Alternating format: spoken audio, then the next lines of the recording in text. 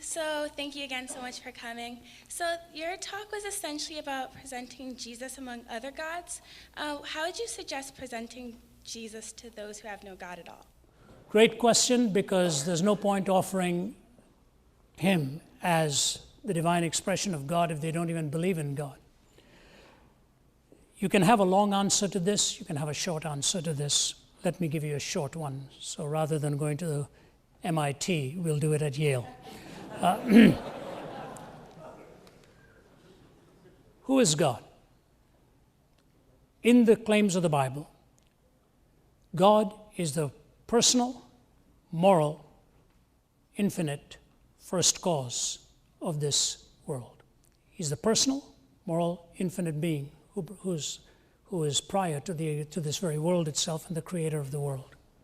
Now, no matter how you section physical, concrete reality, let me give you 3 stages here. No matter how you section physical, concrete reality, you will end up with a state of affairs where the reason for that reality's existence is not in itself. It is something prior to that. No matter how you section out physical, concrete reality, no physical quantity explains its own self. Contrary to what even Hawking would assert about the law of gravity, which is another story in itself. No physical, concrete reality explains its own existence. Number 2, when you look at intelligibility anywhere, in the scientific arena, in the historic arena, in the arena of literature, you always assume an intelligence behind it.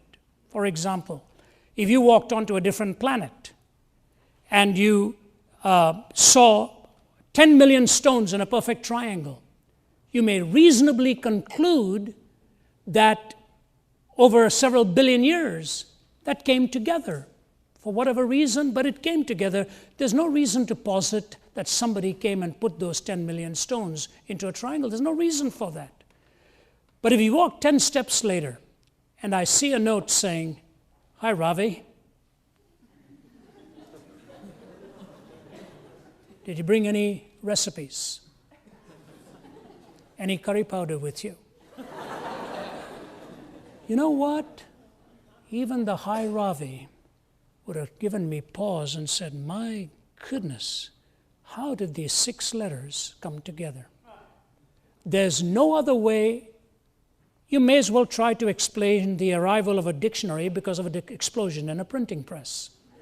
You just don't move in that direction. So number 1, no physical, concrete reality explains its own existence.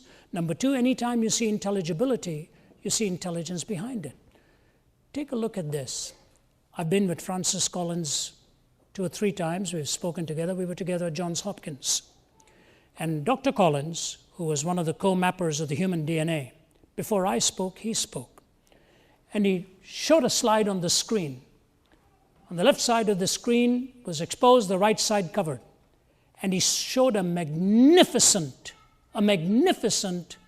stained glass window. He said, "That's from York Minster Cathedral in England.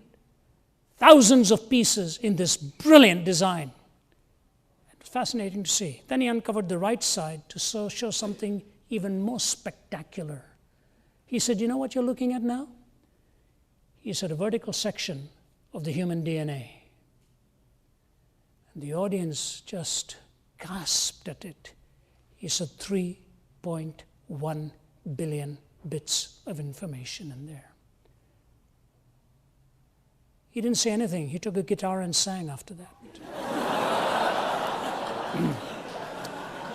And what dawned on me is 2 things. Brilliant response. No amount of prose could express.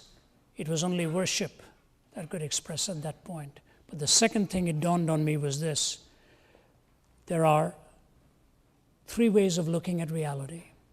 Totally objective, totally subjective, which becomes self-defeating, or semi-transcendent, where you can make meaningful statements about reality without making comprehensive statements about them. And it dawned on me when I was looking at that which I was looking at was because of which I was able to look at it.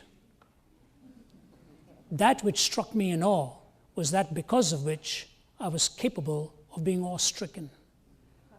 That semi-transcendent intelligibility and intelligence. And the third thing is, in the study of history and the very biblical narrative, you see the Word becoming flesh, the Son of God coming to seek and save that which was lost. So what do I say? No amount of concrete physical reality, self-explanatory. Anytime you see intelligibility, you assume an intelligence behind it. You see the entrance into history of God himself speaking. Who is God? A personal, moral, intelligent first cause whom I can relate to. To me, I demonstrate the argument for God's existence and show why Christ is that revelation. Now, you can take centuries of philosophy and try to answer that. I've done it for you in a few minutes, and a feeble attempt to tell you that there is reasoning behind it. There is reasoning behind it.